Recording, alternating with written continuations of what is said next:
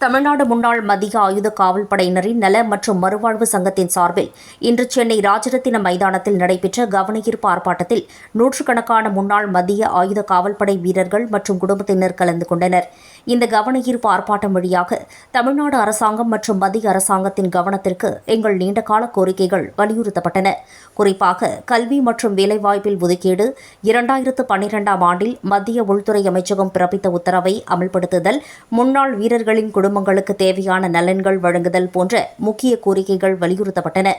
மனோகரன், முதன்மைச் செயலாளர், தமிழ்நாடு முன்னாள் மத்திய ஆயுத காவல் படையினர் சங்கம். மகாத்மா காந்தி பிறந்தநாளான இன்று அகிம்சை வழியில் எங்களது கவன ஈர்ப்பு ஆர்ப்பாட்டத்தை நடத்துகிறோம். 11 அம்ச கோரிக்கைகளை மத்திய மாநில அரசு நிறைவேற்றித் தர இந்த கவன ஈர்ப்பு போராட்டத்தை நடத்தி கொண்டு வருகிறோம். மாநில அளவிலான வேலைவாய்ப்பிலும், கல்வியிலும், மருத்துவத்திலும் எங்களுக்கு 5% இடஒதுக்கீடு வேண்டும். மத்திய அரசு பழைய ஓய்வூதிய திட்டத்தை அமல்படுத்த வேண்டும் என்றும், ஓய்வு பெற்ற வீரர்களுக்கு ஒன்றன் பென்ஷன் திட்டத்தை அமல்படுத்த வேண்டும். துணை ராணுவ படையை அமைத்து எங்களது கோரிக்கையை நிறைவேற்ற வேண்டும். மாவட்டந்தோறும் மாவட்ட ஆட்சியர் அலுவலகத்தில் குறை தீர்க்கும் நாள் ராணுவத்தில் பணியாற்றுபவர்களுக்கு ஒரு நாள் ஒதுக்கப்படுவது போல் எங்களுக்கும் ஒதுக்க வேண்டும் என்றனர். CAPFROட 11 அம்சங்கள் கோரிக்கைகள் இருக்குது.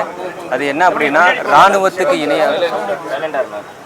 இராணுவத்துக்கு இணையாக எங்களுக்கும் சகல வசதிகள் எங்களுக்கு தேவை அப்படின்னா, அந்த 11 அம்சங்களில் என்ன இருக்குன்னா, மருத்துவம், கல்வி, வீட்டு வசதி, வேலைவாய்ப்பு திட்டம், இந்த போன்ற பல நிறைய இருக்குது. இது எல்லாமே என்ன அப்படின்னா, எங்களுக்கு இராணுவம் எப்படி கொடுக்குறாங்களோ அதே மாதிரி எங்களுக்கும் வேணும். ஏன்னா இராணுவம் மட்டும் எல்லைகளை பாதுகாக்கலை, நாங்களுமே எல்லைகளை பாதுகாக்கிறோம். எங்களுக்கும் வலிகள் இருக்குது, எங்களுக்கும் வேதனைகள் இருக்குது. நாங்களும் குடும்பத்தெல்லாம் விட்டு தான் எல்லாருமே கஷ்டப்படுறோம்.